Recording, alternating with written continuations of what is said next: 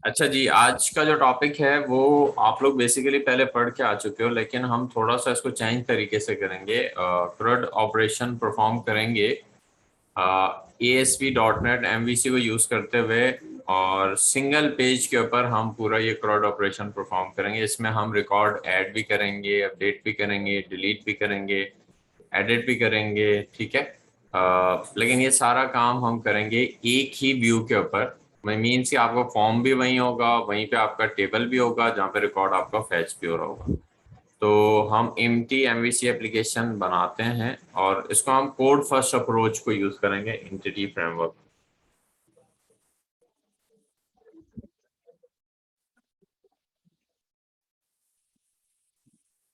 तो मैंने इसका नेम भी CRUD operation on single view इसीलिए रखा है कि हम एक ही व्यू के अंदर रहते हुए फॉर्म भी बनाएंगे, एक ही व्यू में रहते हुए हम सारा काम परफॉर्म करेंगे।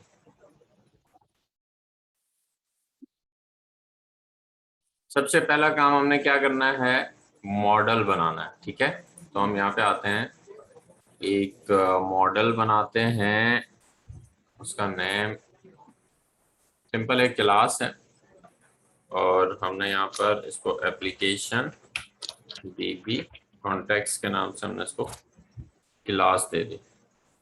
इसके बाद कॉलन DB कॉन्टेक्स्ट आपकी यहाँ पे पेरेंट क्लास होती है, और इसको आपने इंस्टॉल करना होता है। तो यहाँ पे आप अगर देखें, आपके पास लिखा हुआ था जनरेट टाइप DB कॉन्टेक्स्ट, तो इसका मतलब ये कह रहा है कि अभी बनाओ। तो हमने बनानी नहीं है, ये बनी हुई क्लास है, पहले से मौजूद है, हमें उसका नेम स्पेस ढूंढ के लाना है। तो इसको इंस्टॉल करना पड़ेगा आपको, इसकी असेंबली को। यहाँ से आपने जाना है अपने प्रोजेक्ट पे राइट क्लिक करके नगेट पैकेज, ये पूरा एक पैकेज दिया हुआ है डॉटनेट ने आपको, जहाँ से आपको जो भी रिक्वायर्ड चीज़ें हैं इधर उधर जाने की ज़रूरत नहीं है, आप यहीं से उसको इंस्टॉल कर सकते हैं। तो यहाँ पे आपने क्या करना है, एंटिटी फ्रेमवर्क को सर्च करना है।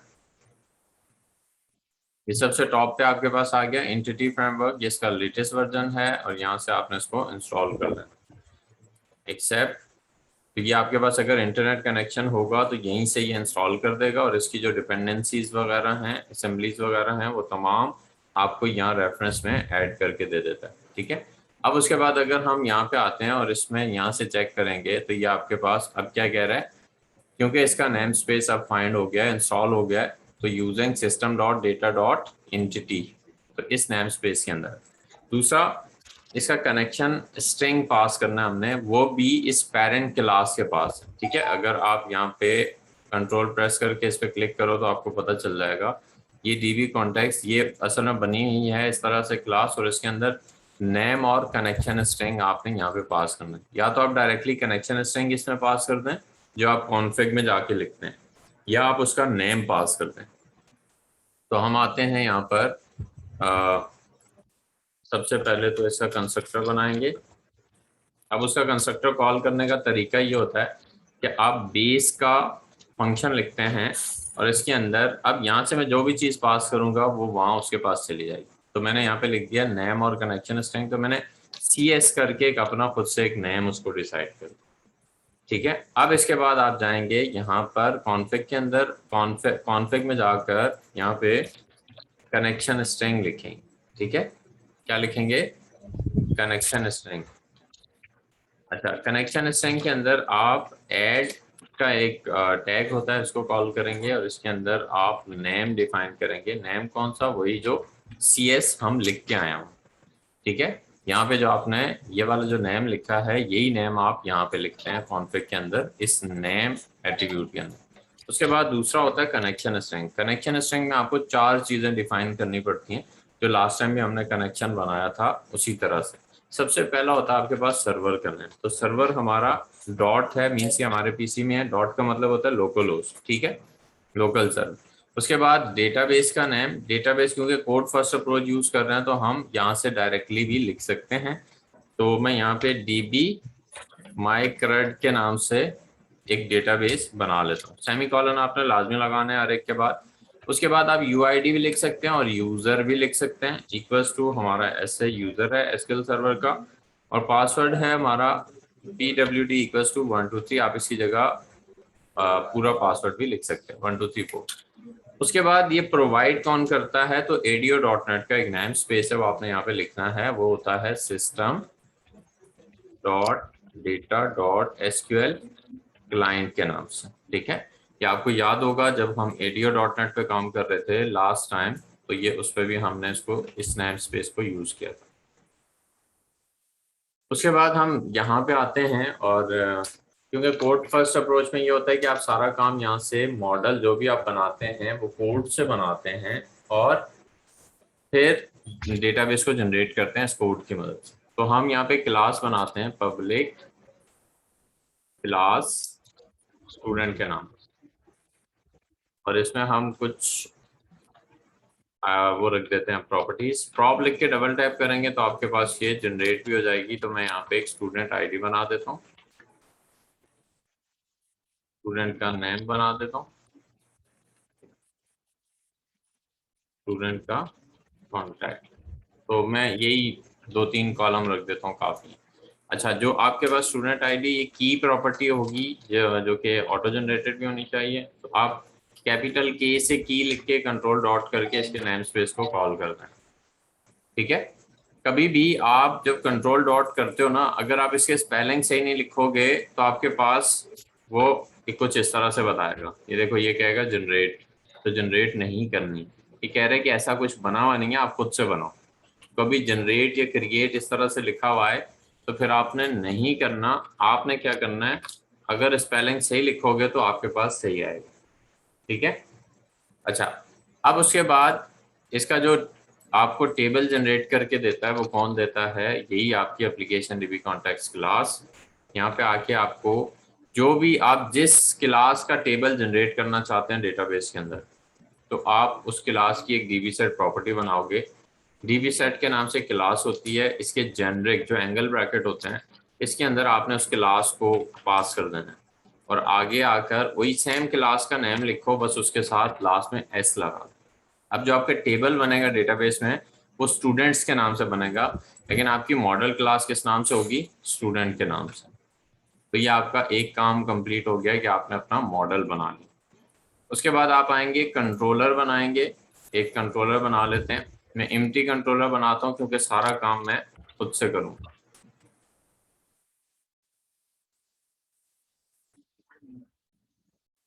तो यहाँ पे आगे हम यहीं इसी व्यू के ऊपर मुझे सबसे पहले एक फॉर्म बनाना है, तो मैं ऐड व्यू में जाता हूँ। और अगर आप कहते हो तो मैं खुद भी लिख सकता हूँ, नहीं तो क्रिएट का टेम्पलेट भी आप यहाँ से चूज कर सकते हैं। तो मैं टाइम बचाने के लिए एक टेम्पलेट चूज कर लेता हूँ क्रिएट का, तो ये मुझे क्या करेगा, फॉर्म बना के दे देगा।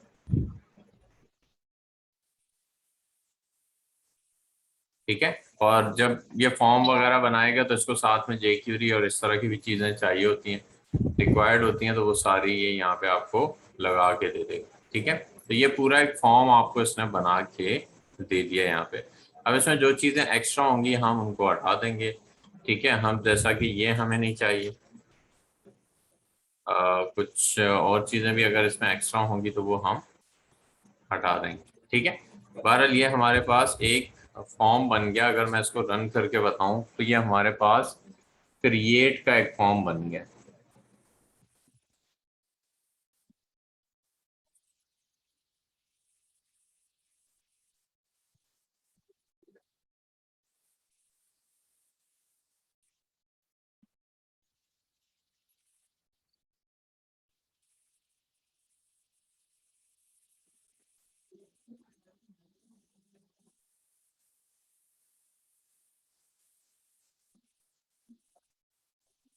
तो ये हमारे पास एक क्रिएट का फॉर्म बन के आ गया।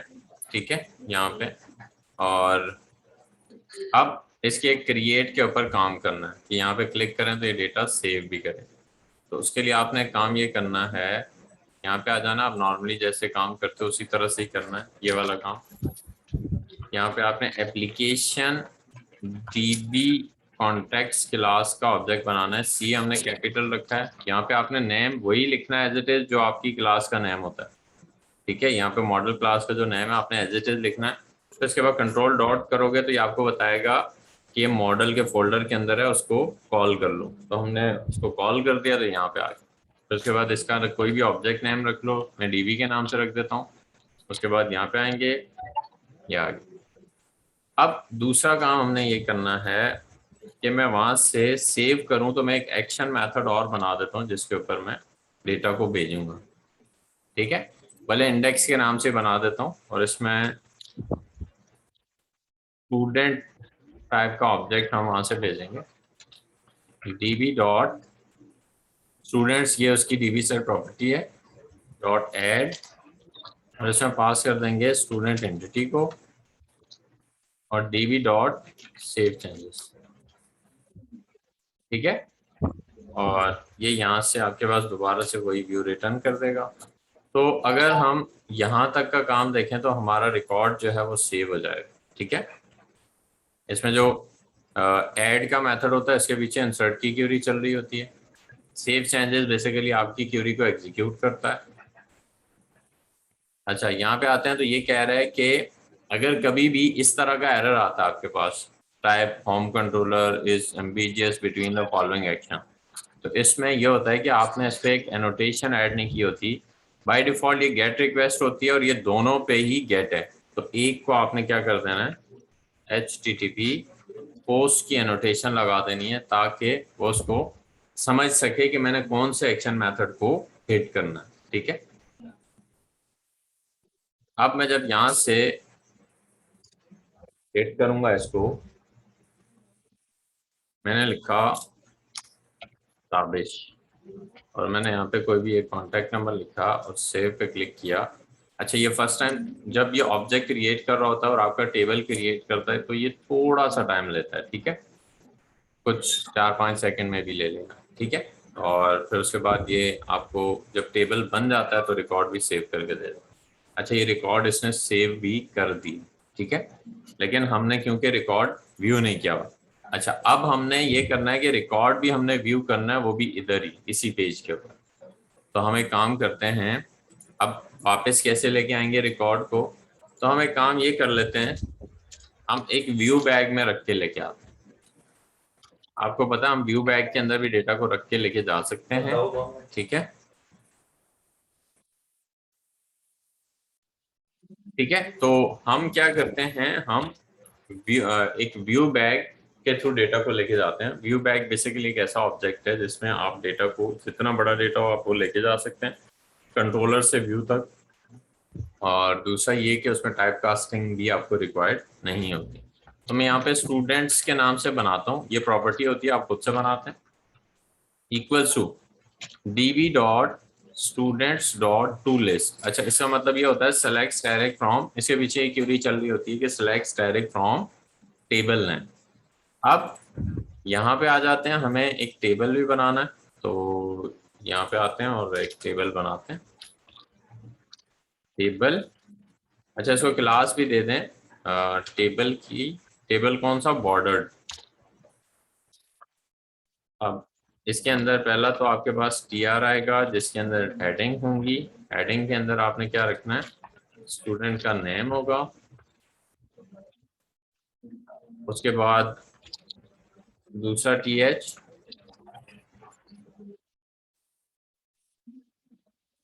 अच्छा दूसरा जो th होगा इसमें कांटेक्ट होगा, ये हमने ज़्यादा लगा दिए हैं तो इसको हटा देते हैं।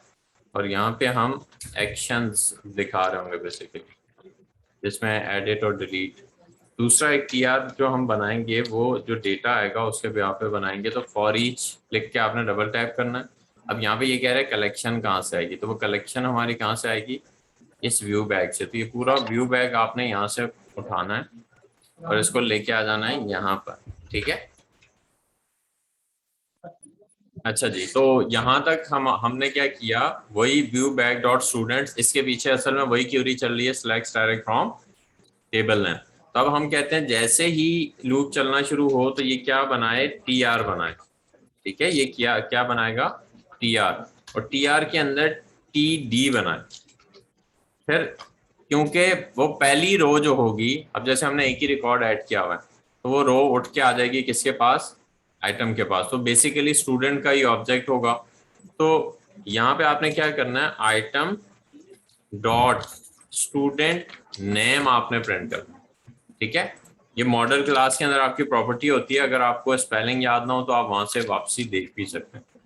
स्टूडेंट का नेम हो जाएगा, उसके बाद स्टूडेंट का कॉन्टैक्ट, ठीक है। अब मैं अगर इसको रन करता हूं तो यहाँ पे देखते हैं कि क्या हमारे पास उसी व्यू के अंदर एक टेबल बन के आ रहा है और उसमें रिकॉर्ड आ रहा है या नहीं आ रहा है।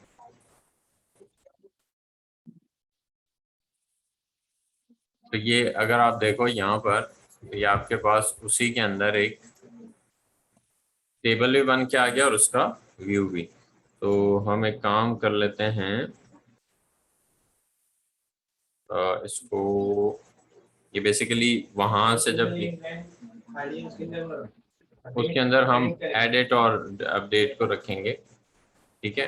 अच्छा, ये बेसिकली क्योंकि वहां से ये एक कॉलम है शायद वो आ रहा है लेआउट से, तो इस वजह से वो इतना छोटा सा लिखा हुआ आ रहा है। आप चाहें तो यहाँ पे इसको चेंज भी कर सकते हैं। ये एक ठीक है कंटेनर है, और कंटेनर के अंदर यहाँ पे देख लेते हैं कोई डिव तो नहीं बना हुआ। इसकी विड्थ अगर हम कह दें विथ डैश 100, ऐसे होता है ना बूटस्ट्रैप में, नहीं, अगर हम स्टाइल करके इसको अप्लाई कर दें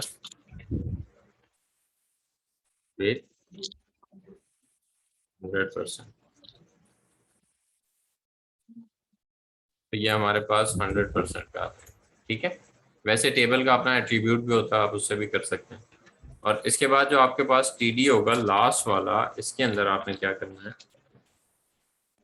HTML डॉट एक्शन लिंक, और इसमें सबसे पहले आपने एडिट, और इसके लिए हम एक एडिट के नाम से ही बना लेंगे कोई एक्शन मेथड, ठीक है। और इसमें आप कॉमा करके इसका राउट होता है, तो मैं न्यू करके राउट भी पास कर देता हूँ। आईडी के नाम से एक बना लेते हैं, और आइटम डॉट इसको स्टूडेंट आईडी हम असाइन कर देंगे। जैसे ही इस पर क्लिक करेंगे तो वो आईडी गेट करेगा। अच्छा, उसके बाद देखते हैं, उसके बाद ये कह रहा है न्यू, और यहाँ पे देखते हैं कि ये इसको क्लास पास कर सकते हैं हम, इक्वल्स टू कौन सा होता है, ptn, ptn डैश प्राइमरी ना। तो हम चेक करते हैं कि इस पे हमारी क्लास अप्लाई हो रही है या नहीं हो रही। तो हमारे पास यहाँ पे इस पे ये क्लास भी अप्लाई हो गई, ठीक है। एडिट के नाम से थोड़ा सा आप देखें अगर, तो इसका कलर भी चेंज हो गया है, ठीक है।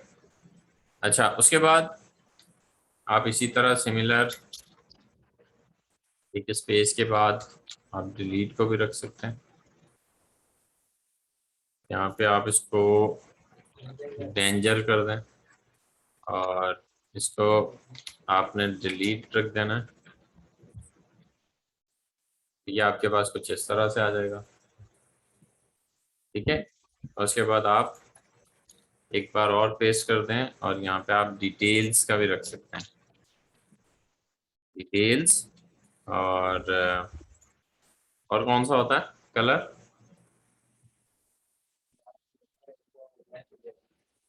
लाइट भी होता है, चलो डार्क करके देख लेते हैं। तो खैर ये बाय डिफॉल्ट वाला ही आ गया, तो कोई बात नहीं, ठीक है। इसको खैर आप बाद में भी देख सकते हैं। तो ये हमारे पास अब एक रिकॉर्ड उसी पेज पे व्यू भी हो रहा है, उसी पे ही ऐड भी हो रहा है। तो यहाँ पे हमने कुछ और नेम लिखा, डेटा स्टोर किया। अच्छा, इसमें आपके पास ये एरर इसलिए आ रहा है कि आप जब दूसरे एक्शन मेथड पे हिट करके जा रहे हैं, ये वाले पे, तो यहाँ से आप देखें व्यू बैग उसको मिल ही नहीं रहा वापस। तो आपने क्या करना है, यही वाली लाइन उठा के यहाँ पे भी रख देनी है, ताकि उसको दूसरी बारी में भी वो व्यू मिलना चाहिए। सेव करने के बाद डेटा मिलना चाहिए, ताकि वो डेटा यहाँ से जाएगा ऑब्जेक्ट तो आपको मिलेगा, हालांकि वो ऐड हो चुका था। उसके बाद आपने कोई और लिखा, ये जैसे ही आप लिख रहे हैं यहाँ पे आपको व्यू भी हो जाएगा, ठीक है। इसी तरह आपने कुछ और रिकॉर्ड लिखा, तो ये इधर लिख दिया मैंने, इसको इधर लिखना है, ठीक है। इसी तरह आपने कोई और रिकॉर्ड लिख दिया। ठीक है, तो ये हमारे पास बहुत सारे रिकॉर्ड आ गए। अच्छा, अब उसके बाद दूसरा काम हमने ये करना है कि मैं इस एडिट पे क्लिक करूं यहाँ पे। ठीक है, ये बेसिकली आईडी आ रही है यहाँ पे, अगर आप देखें उस रिकॉर्ड की, तो इसी रो के अंदर इसको टेक्स्ट बॉक्सेस में कन्वर्ट कर दें। ठीक है, इसी रो में टेक्स्ट बॉक्सेस में। ठीक है, अब हमने ये एक पैरामीटर रखा है, हम चाहते हैं कि ये नल वैल्यू को भी एक्सेप्ट करे, कि इसमें जब कभी वैल्यू दें तो भी काम करे और जब कभी वैल्यू ना दें तो भी काम करे। तो अब हमने इसको नलेबल बना दिया है। तो जब आप इसको नलेबल बना देंगे तो ये आपके पास काम करना शुरू कर देगा। ठीक है, फिर उसके बाद हम कहते हैं एक और व्यू बैग बना लो, एक और व्यू बैग बना लो, डॉट आईडी के नाम से ही बना लेते हैं, बल्कि इसको बना देते हैं स्टूडेंट आईडी इक्वल्स टू, इसमें आईडी रख देते हैं। ठीक है, अच्छा जैसे ही रन करेंगे हम कहते हैं, पहले मैं यहाँ पे आपको प्रिंट करके दिखाता हूँ कि जिसको हम क्लिक करेंगे उसकी आईडी हमारे पास आएगी या नहीं। तो मैं एक हेडिंग के अंदर यहाँ पे लिखता हूँ view bag dot student ID.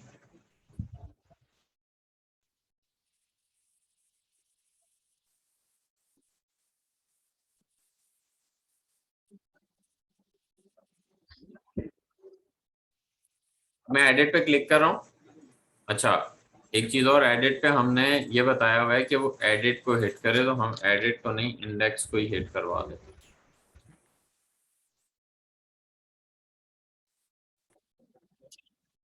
अब मैंने एडिट पे क्लिक किया, आईडी आ गई यहाँ पे और ये हेडिंग के अंदर प्रिंट भी हो गई, ये उस स्टूडेंट की आईडी है। ठीक है,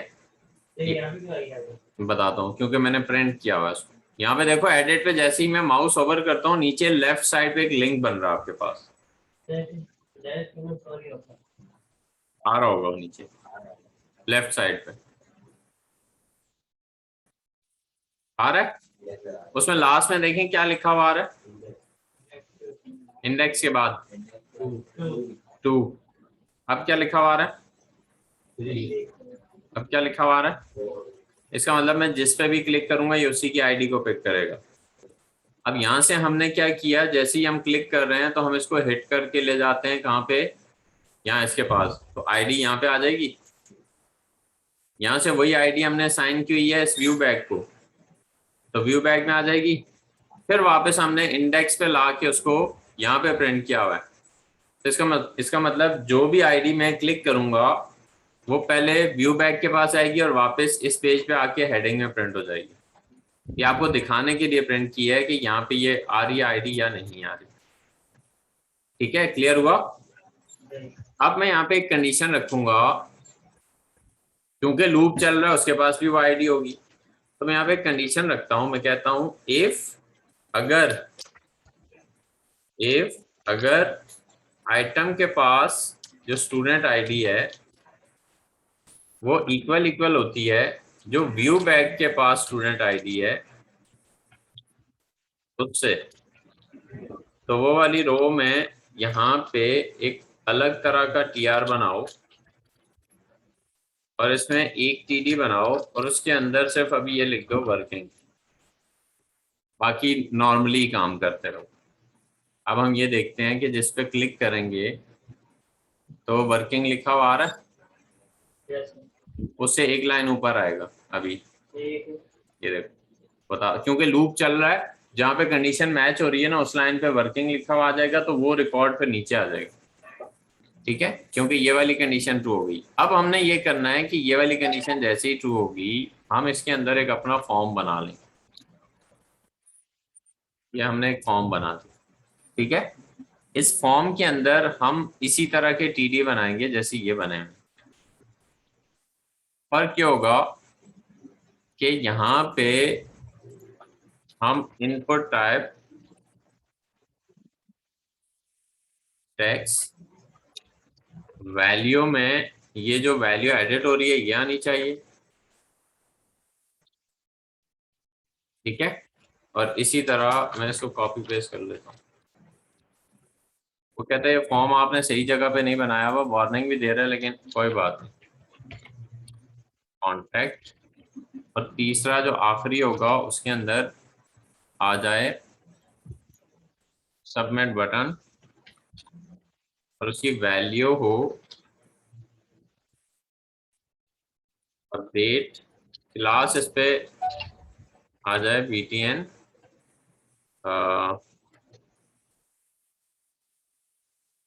प्राइमरी कर दो।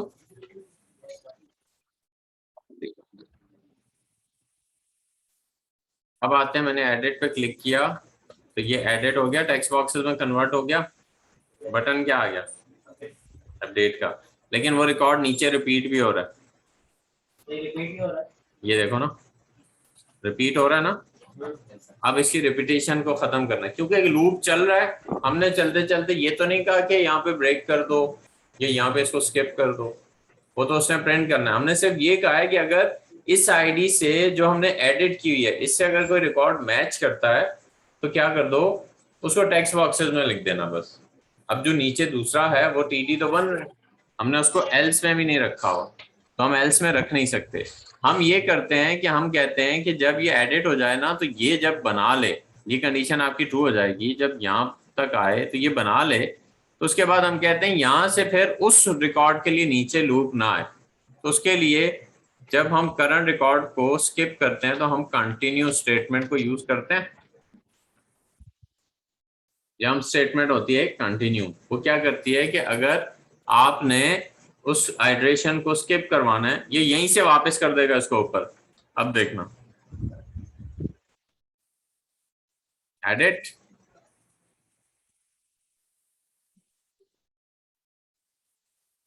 आ गया, एडिट आ गया, क्लियर है, कोई कंफ्यूजन तो नहीं। अच्छा, अब हमने काम ये करना है, इस अपडेट के बटन के ऊपर भी काम करना है। अगर यहाँ से हम कोई चेंजेस करते हैं और अपडेट पे क्लिक करते हैं तो ये काम करे। अच्छा, उसके लिए आपने क्या करना है, इस फॉर्म के अंदर, ये फॉर्म भी मैंने दूसरा बनाया आज, ठीक है, तो ये भी देख लेना। इसमें एक्शन किस पे करे और मेथड कौन सा यूज करे, पोस्ट का, ठीक है। एक्शन हम कहते हैं ये कर दे, यहाँ पे हम एक और मेथड बना लेते हैं पोस्ट का, और इसका नाम रख देते हैं अपडेट, ठीक है। बाकी इसमें से अभी मैं हटा देता हूँ, और ठीक है, यहाँ पे आते हैं वापस, और यहाँ से हम कहते हैं कौन सा है, कंट्रोलर का नाम क्या है, होम, और उसका अपडेट का जो मेथड है उस पे जाके एक्शन करें। तो यहाँ पे मैं एक ब्रेक पॉइंट लगाता हूँ जिससे हमें पता चल जाए कि ये एक्शन सही कर रहा है या नहीं,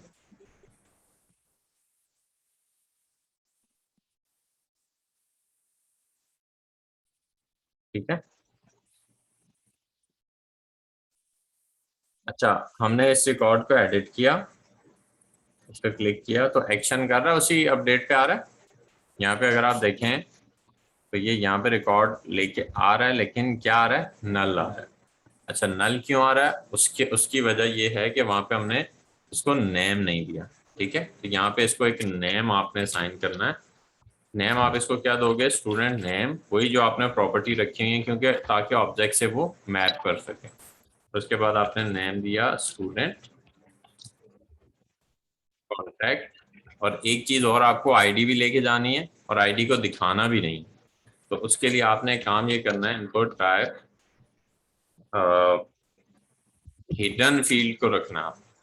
हिडन फील्ड एक ऐसी फील्ड होती है जो असल में है तो फील्ड है, लेकिन आपको नहीं दिख रही होती। तो आईडी हमें दिखानी नहीं है लेकिन लेके जानी है, तो इसको आपको एक नेम दे देंगे स्टूडेंट आईडी के नाम से, और बस ये, और इसमें वैल्यू में आप रख दोगे, इसकी वैल्यू में जो आईडी आइटम के पास से आ रही हो, करंट जो भी आईडी हो, ये स्टूडेंट आईडी चली जाएगी। अब अगर मैं इसको अगेन रन करूंगा तो आप देखना कि वो नेम को रेफरेंस बना के इस डेटा को भी पिक कर लेगा।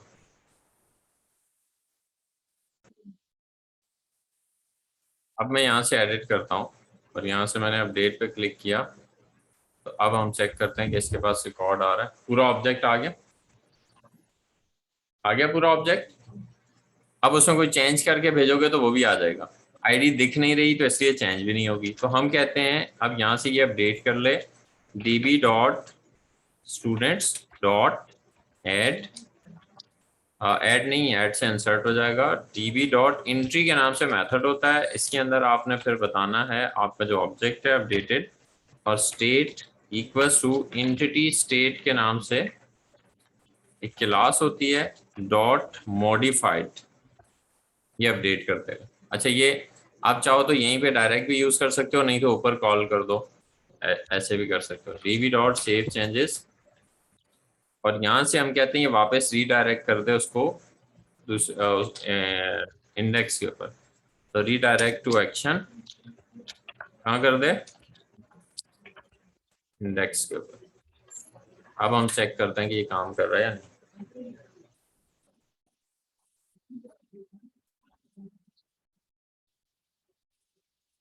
अच्छा, यहाँ पे मैं ताबिश को एडिट करता हूँ और मैं इसको लिख देता हूँ ताबिश खान, और ताबिश का कॉन्टैक्ट नंबर लिख देता हूँ, कुछ भी इस तरह से कर। अब मैं जैसे ही इस पर क्लिक करूंगा अपडेट, तो यहाँ पे अगर आप देखें तो ये अब अपडेट होके आ गया। ठीक है, इसी तरह मैं नजफ का नेम चेंज करता हूँ और अपडेट पे क्लिक करता हूँ, अपडेट होके आ गया। ठीक है, इसी तरह आप कोई और नेम है उसको अपडेट करना चाहते हैं, अपडेट पे क्लिक करेंगे तो वो भी अपडेट हो जाएगा। अच्छा, ये अब सिंगल व्यू पे रहते हुए काम हो रहा है, ये हमारा सिर्फ सिंगल व्यू काम कर रहा है। ठीक है, जिसके ऊपर हमने रिकॉर्ड को एडिट भी कर लिया, जो रिकॉर्ड एडिट कर रहे हैं वही एडिट हो रहा है। हमने रिकॉर्ड को अपडेट भी कर लिया, जिस रिकॉर्ड को एडिट किया होता है उसी वही रिकॉर्ड आपका अपडेट भी होगा। इसी तरह आप डिलीट पे भी काम कर सकते हैं। ठीक है, ये सिमिलर इसी तरह से आप डिलीट पे भी रहते हुए काम कर सकते हैं। तो आई होप कि यहाँ तक आप लोगों को समझ में आया होगा। तो डिलीट करना है अगर, तो उसके लिए फिर आपने ये करना है, एक डिलीट का एक्शन मेथड मैंने अलग से बना दिया है, और यहाँ पे आपने क्या करना है, एक कोई भी पैरामीटर पास करना है आईडी के नाम से, फिर उसी आईडी के अगेंस्ट में आपने वो पूरा रिकॉर्ड उसका उठाना है। ठीक है, मतलब जिसमें नेम भी होगा, कॉन्टैक्ट भी होगा, आईडी भी होगी। तो ये फाइंड का मेथड होता है, क्या करेगा यहाँ पे गेट करके ला के दे देगा आपको पूरा ऑब्जेक्ट। फिर उसके पास एक रिमूव का मेथड होता है, इसमें पास कर देना, सेव कर देगा और वापस भेज देगा। अब यहाँ से मैं जाता हूँ और जो डिलीट है, इसके लिए हमने डिलीट के नाम से ये एक्शन मेथड बनाया, तो ये डिलीट को हिट कर देगा। ठीक है, यहाँ से जैसे ही हम आएंगे ये आ जाएगा डिलीट के ऊपर। तो इसको चेक करते हैं हम। ठीक है, मैं यहाँ पे ब्रेक पॉइंट भी लगा देता हूँ ताकि आपको पता भी चल जाए कि ये कैसे कैसे रन कर रहा है।